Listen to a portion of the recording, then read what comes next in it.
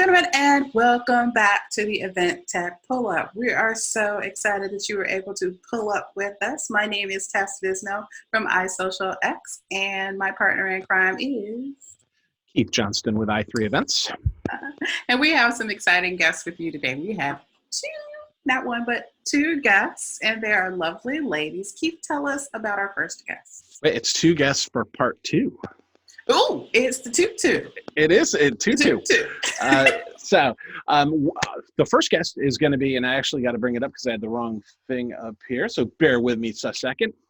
Anna Tai, who has the coolest name in the world, and both of us, Tess, you and I both go like this every time we say Anna Tai. Zubia. So she excels in building and leading marketing and revenue operations teams that serve high-growth SaaS and IT technology organizations. For the past 10 years or so, she's been managing global brand strategies, revenue pipelines, matching best-in-class humans with best-in-class technologies, which actually I actually like the way she framed that. And she's worked with, I actually met them both when they were with Attendify, but she's also done Infusionsoft and Logicalis. So some really, really big names. And a really, really smart lady. Perfect. And who's our other guest? Our other guest is Kelly Wyant. She is the founder and creative director of Grace Under Fire Productions, a full-service content marketing firm, a graduate of Northwestern University's Medill School of Journalism, so she's tight when it comes to writing. She's a purist, as I call them. She spent the last 15 years honing her craft as a writer, marketer, and event planner for startups and established firms and nonprofit organizations. And Keith, you know what's interesting about her and this particular show? I'm excited that people can finally see when I mean I am not a social media guru. Social media gurus are purists. You have to have a writer and a pure marketer who understands tech. So that's MarTech as well as pure writing to make fabulous, good social media content and building real brands. So people are always like, yeah, you do that. No, because I come from a Marcom background 100 years ago, and I know what a pure marketer is, and I know what a pure writer is. Yes, that's very, very true. Before we bring them in, should we do some news? Absolutely, Keith. And I heard it's something interesting, exciting that's on the horizon. Yes. And I came across something the other day, and the whole premise was, and we're going to have links to this in the show notes, but it's tech that disinfects. I know, right? So, but as I started reading, because I mean the headline just caught my eye, and I'm like, oh, that's freaking interesting. Let me dive right into that.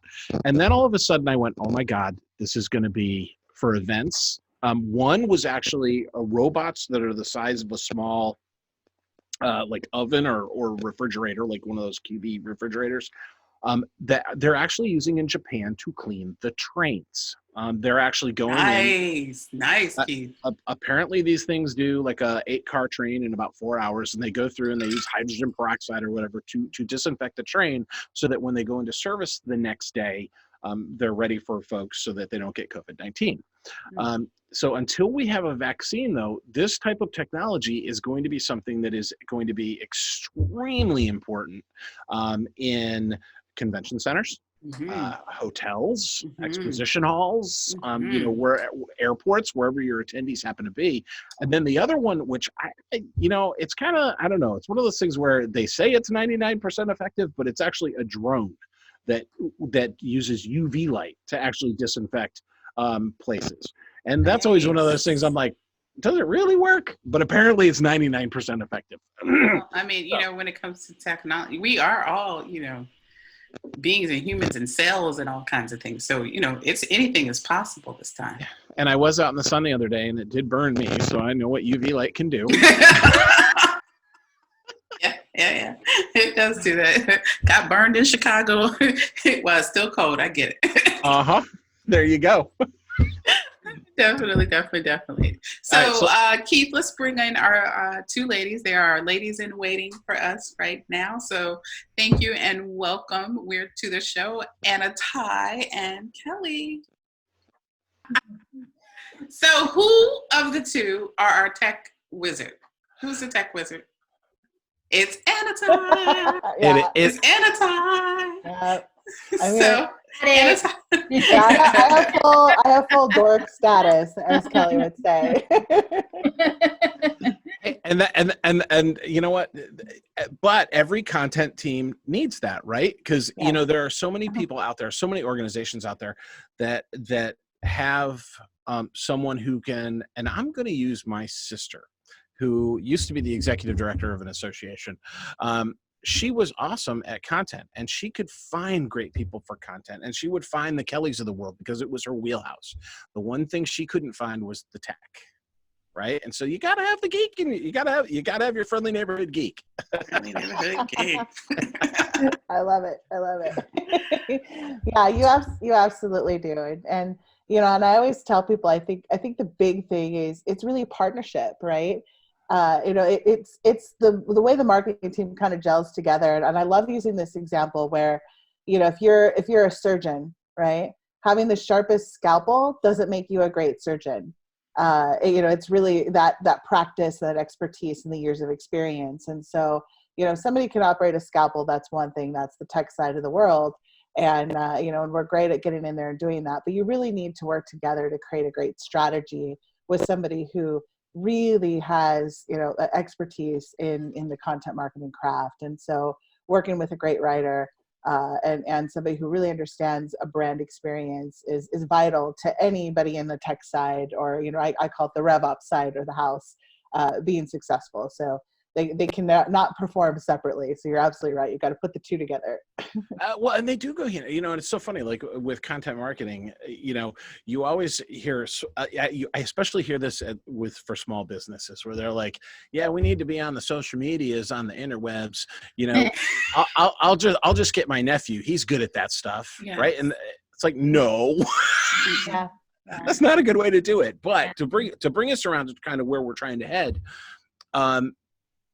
you know, for someone who is diving into the content marketing pond, you know, what are some of the tools that they should be looking for, and why do they need those tools? You know, Absolutely. Because I'm sorry, go ahead. Yeah, no, it's great. I think it's an excellent question. And this actually flows really well with the previous episode where Kelly outlined kind of the strategy that you need to get started with content marketing. I'm going to line up these tools exactly to that.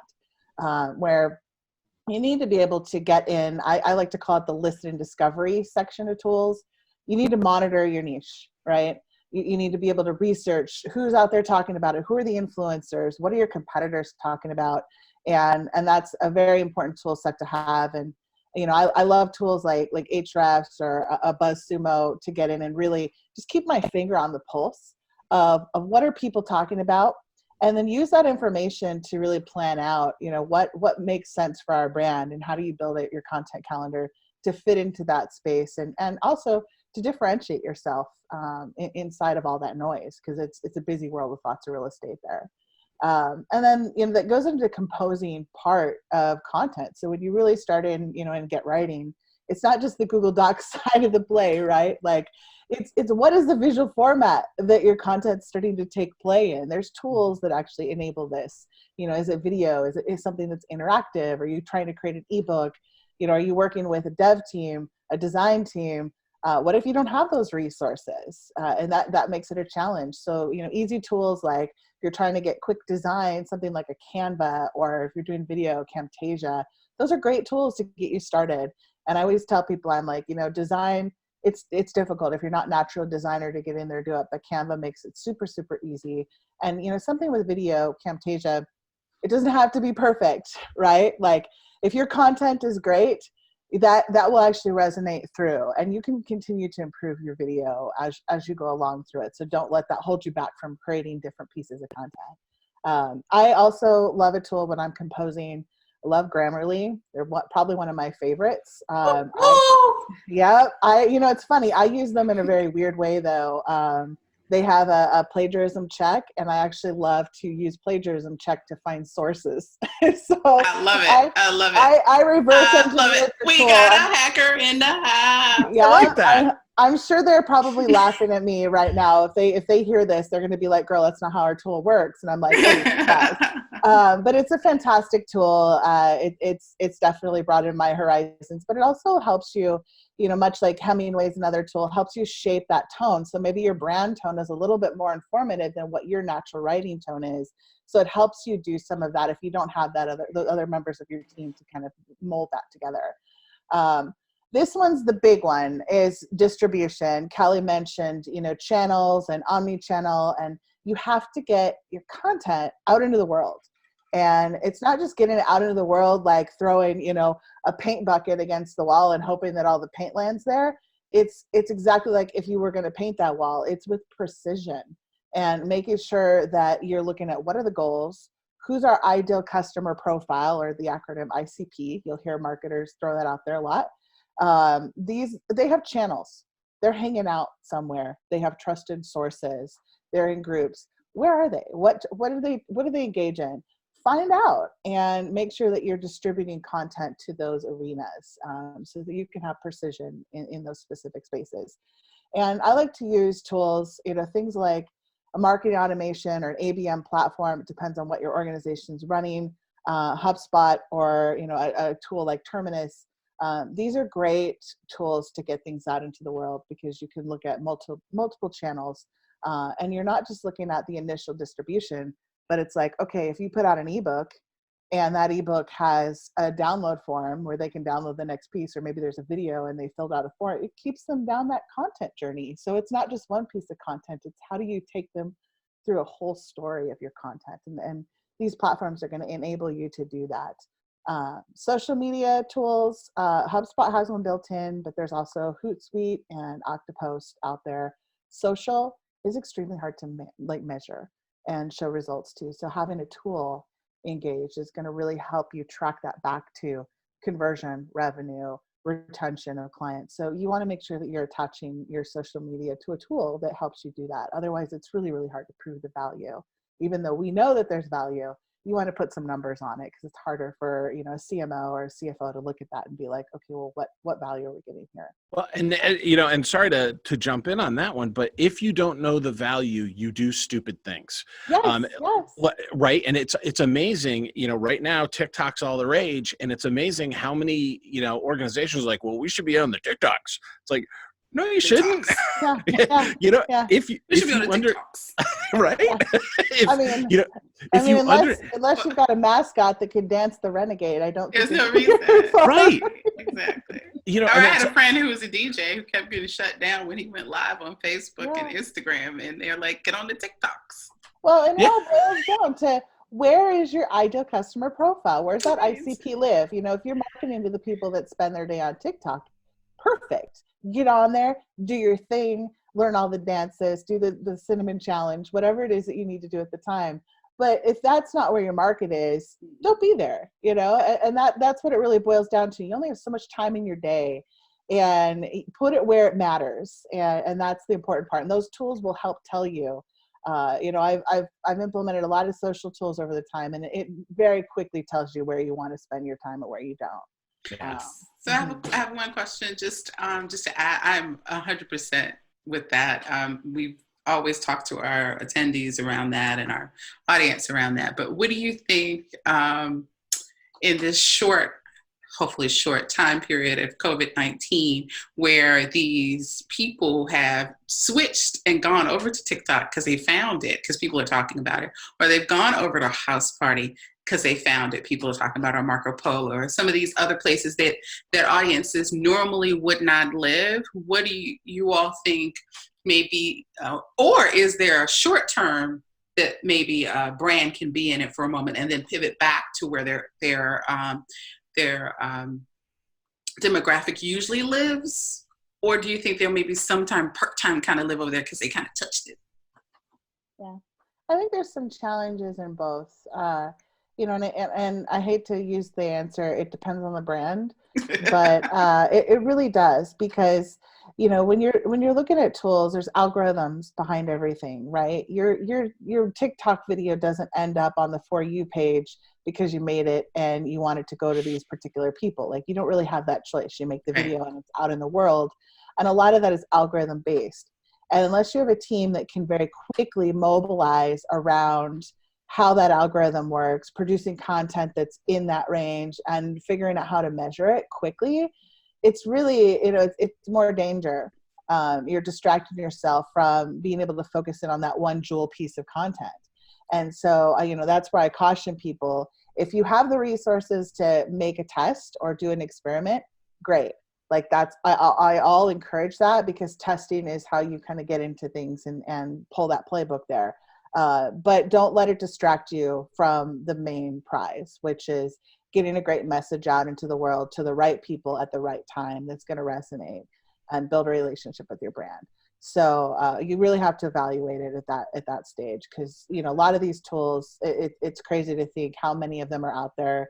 I probably joined them all at one point in time just to observe and see, but there are a lot of distractions too, and I think it's important to just remember that is, was it worth the energy to put into this to test? And especially if you're a small organization, I would hate to see someone get a false positive, right? Yeah. They jump onto a TikTok or whatever it happens to be this week, and it does well, right? They're seeing great reaction to it, but it's not their audience. But all they're seeing is a great reaction, so they keep putting more effort into it and taking effort out of their core channels where their audience is. Well, and does it achieve your goal? I mean, it all boils back up to the top, is like, are you aligning to the goals of the organization, and is it bringing the people that you want to the result that you want? And in something like TikTok, I could put out a video, and if my buyers, you don't, unless you know what your buyer's cycle is, I mean, it could be 2 months before you actually see revenue come out of that, but you just spent 2 weeks producing TikTok videos. That's a pretty big gamble. So, and I think it actually segues great into really that next tool set that I always, this is probably one of my favorites, and something every organization needs to have, and every content marketer out there. And I will tell you, Kelly, this is something she is great at doing, is unlocking your performance on content. You have to measure. And that's that is what separates somebody who's dabbling in content from a true content master, is they're able to say, this is what it's producing for me. And it's a partnership. It's a partnership with demand, sales, success. It's not just about your brand reach. It's like, okay, here's the goals the organization has. Here's what I'm producing to attribute to those goals. Looking at things like, a content marketer should be spending their day in Google Analytics. You should know exactly how that content is performing. Don't shy away from it.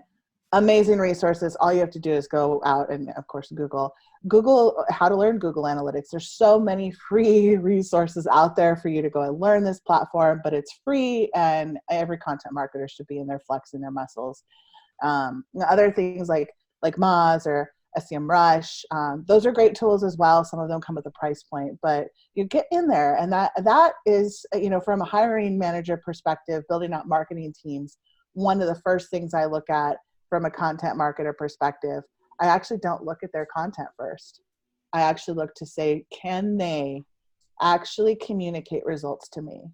Do they understand what their content can do for an organization first and foremost?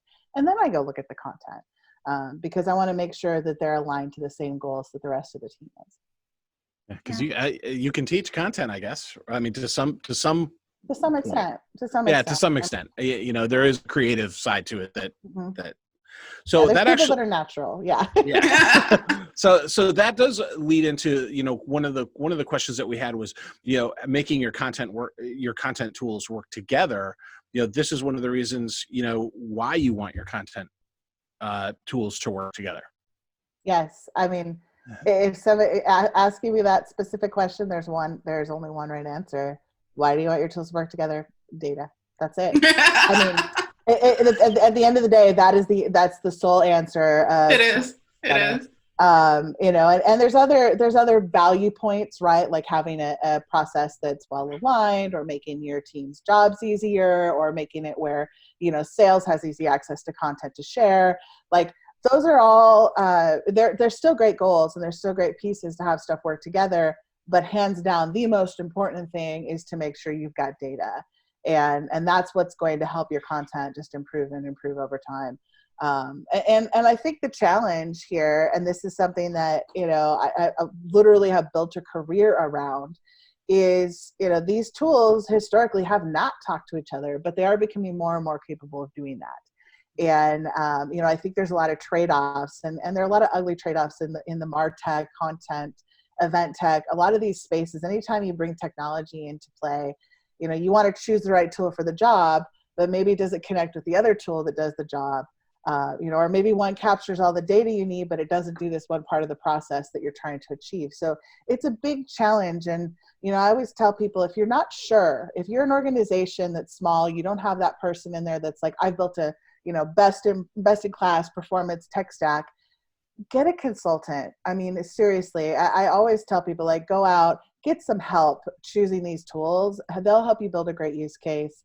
They'll coach you through what tools are available, what's going to meet. They can help you negotiate down. Sometimes you can even get better pricing if you're working with consultants. So I tell people, if you don't have someone in-house that can make these tough decisions, don't be afraid to ask the experts. And that's a great area of advice, to get integrations. And sometimes even they can provide those services that help you integrate them. So even better, you're not spinning the wheels trying to write a script to get one thing to talk to the other. You can actually get right down to what's most important there, and what's the strategy to utilize these tools. That's really where those key plays come in. So don't negate the strategy if you can offshoot the other part of it. Yeah. And I will add that I think those are all excellent points. Anatai and I have worked together for years at multiple organizations, creating content and handing it off to her, and usually a team of people that are really driving the distribution. And what I've come across is that when you're talking to creatives or content producers, you have people that fall upon this kind of continuum in terms of the spectrum of how tech savvy they are. Some people are just not into it at all, and they just want to produce content and don't want to get involved. Some people are more like me, like they actually enjoy getting into the tech part of it and into the automation, as long as it's completely set up, the templates are set up, and it's ready to go. But they don't want into the back end and create workflows and I like to call it the dark side. Because they will break stuff like you have never seen before. But I think when you talk about a markups team or a RevOps team, it's really important when you're looking at tools. Not, we talked about integration. Are they able to provide that data you need? But what's the UX? I mean, like, for your internal teams, are they going to use it? Because you could have the greatest tool ever and it can do everything for you, but if the lowest person on your tech savvy totem pole can't figure it out, then you got a massive speed bump there. So I think that's really important, and that's why I've been lucky enough to work with people like Anatai and other markups teams that really take that into account when they're choosing platforms or integrating different platforms. I think that's really important. Which is actually, why I think Google Analytics is such a, you want people to know what their website stats are, and, and traffic and where stuff is going and how it's going. But the back end of Google Analytics is so scary for so many people that you get in, even I go in there and I'm like, ugh, so, and talk about your tools working together. So for the back of some of our client websites, we found a nice tool that actually talks to Google Analytics, and it presents them with just the top level stuff, right? Just what they need. If somebody else needs to take a deep dive in there, the Google Analytics is still there, but they can see, but for the client, they can go in and they can actually see the most important information, not the granular stuff because man, that is one tool that just makes me cry. And it is, you're absolutely right. It's so complex at that point. And there's some aggregator tools. If you're using like a backend of like WordPress, there's some plugins that help do that. There's a lot of those components, and you bring up a great point, and that's why I tell people, I'm like, Google Analytics, it's free, which is incredible, and definitely a tool I won't go without. But yeah, it's hard to learn.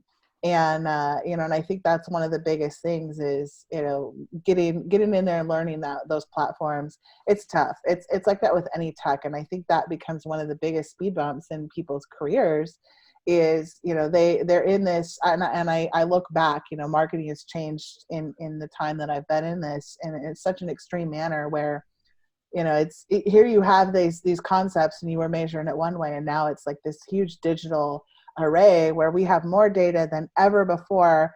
Data isn't clean. We have tools that are difficult to try to figure out what's working and what isn't, and it's tools that don't talk to each other. And it's created this entire industry of business intelligence. I mean, we literally do nothing but chew data for breakfast, which is great. I love those guys.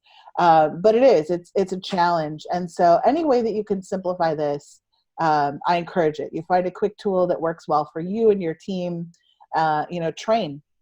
The best way to train is train internally. Find your internal champions and have them share best practices with each other. I find I've taken so many different trainings for tech platforms online, and the best way is just working with another individual to say, hey, okay, I know how to do this, you know how to do that, let's show each other. And it really boils down to that, because you're going to use the tools different than another organization is. So don't be afraid to sit down and admit what you don't know and say, let's figure it out together. Well, and figure out that process, right? There's a reason why, the McDonald's and Wendy's and Fuddruckers are on every corner, right? It's because they've come up with a process to create the food and get, right? Marketing can be a process too. Just because you have a set way of doing things, A, B, C, D, E, doesn't mean you have to take the creativity out of it. Yeah, right. Yeah. You can still be creative and have amazing content, but it just makes it easier, especially if someone has to leave your team or you're bringing people into your team. You can be like, this is how we do it. Yeah, I would argue that having a process actually allows you to be more creative and to be more agile, because you don't have to spend so much time figuring out how to do something. You have this process in place, and then you can tweak it as you go along. It just makes you be able to react and much more quickly. Yes. Yeah. Well, and and actually to this right here, Tess, you and I in a few short weeks have come up with, it's granted, it's not the world's best process, I'm sure, but it is a process, and we refine it every time. But each time we're getting better and better at doing this because we have a process. Yeah. Your muscle memory kind of, it builds that in, and I love it too, because the more team members that once they start utilizing that process, I think it's, the way I equate it is one of my favorite things to do coming into an organization. If you're in a leadership role, a lot of leaders jump right in and they start in their little, silo. And I tell people, I'm like, the best leaders get out and they work in all the other departments to try to learn it. And that's why I love bringing people in that process, because every new set of eyes you get on it, they're going to make an improvement. And it's because their job is unique, or the way they're looking at it is from a different perspective. So I love that. And I think another key thing that I tell people with technology, and I absolutely have some horror stories of things that I've done, is don't be afraid to make a mistake. I mean, I've sent emails to the wrong list of people. I've said it with, an empty subject line. I mean, it sucks. It does. It sucks. It's like, damn it, why did I do that? But you're going to make mistakes. Like, we are only human. And, if we were intended to be technology, we'd be programmed, and we probably wouldn't be having such a lively conversation right now. It'd be a lot of beep, boop, boop, but that's the reality of it. Don't be afraid to make a mistake. Don't be afraid to admit a mistake, fail fast and fail often. Yeah. And fail often. Pick up the pieces and go for it. So, if COVID-19 has taught me anything, anybody can learn technology. Anybody can learn technology, and we're seeing it. Everybody's embracing new tools every single day. So, if they can do it, any marketer can. So don't be afraid of touching it. Well, Tess, what do you think? I think we've hit our time, and that's actually probably a great place to come to a conclusion. I think it is. I think she wrapped it up very well. Anatai, I really appreciate you for being here. Kelly, I appreciate you for being here. And my partner in crime as well. We are very happy to have you all. And hopefully we can reach out to you all again in the future if we have some other questions. In our show notes, we'll have all the details around some of the jargon that the ladies spoke about today, some of the links to the tech that Anatai spoke about, and some of the content tips as well. So you want to send us on, Keith? I have no words of wisdom this week. This has been the Event Tech Pull Up, and we are excited. Please share our URL with people. It's eventtechpullup.com, where you can pull up with us any way you want to, on your scooter, on your phone, on video, or just blast us through the radio. Thank you all, and have a good day. Even in the car. Yes, you can pull up with us in the car.